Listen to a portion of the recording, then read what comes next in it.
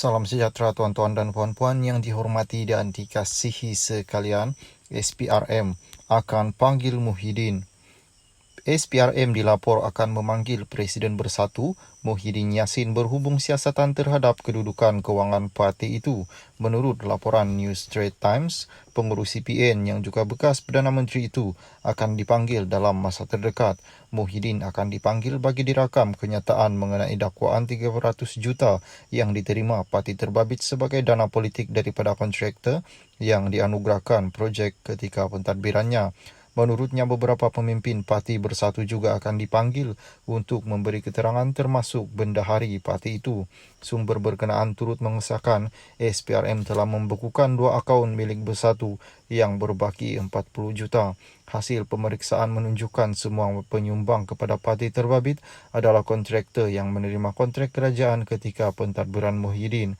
Dilapor kontraktor terbabit dikenal parti pasti selepas SPRM menyiasat beberapa akaun milik Bersatu yang dibekukan hujung bulan lalu.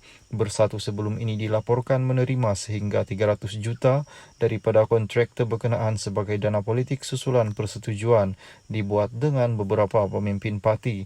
Difahamkan lebih 15 individu termasuk pemimpin parti itu dan pihak kontraktor sudah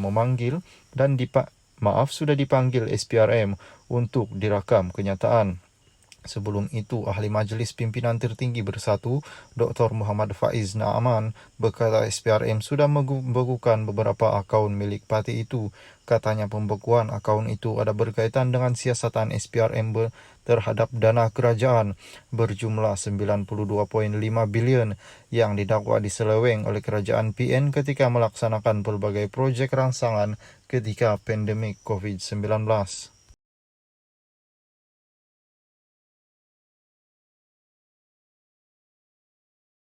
Salam sejahtera tuan-tuan dan puan-puan yang dihormati dan dikasihi sekalian. Muda ingin sertai Sekretariat Kerajaan Perpaduan bukan untuk jawatan.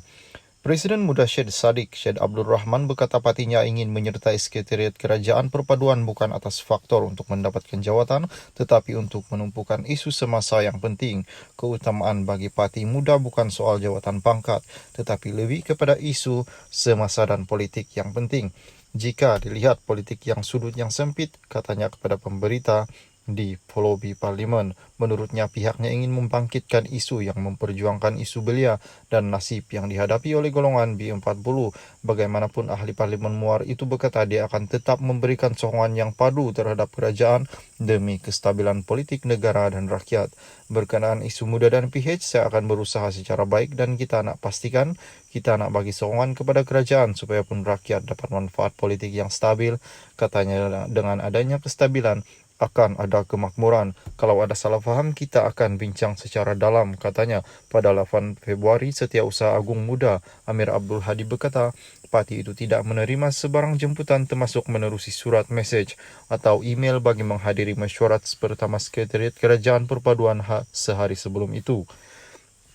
Pengurus CPH Anwar Ibrahim kemudian menegaskan mesyuarat yang diadakan di Ibu Pejabat UMNO Menara Dato' Kuala Lumpur 7 Februari lalu hanya ingin melibatkan parti-parti yang mengasas kerajaan perpaduan. Dalam parti itu sudah dijelaskan sebelum ini.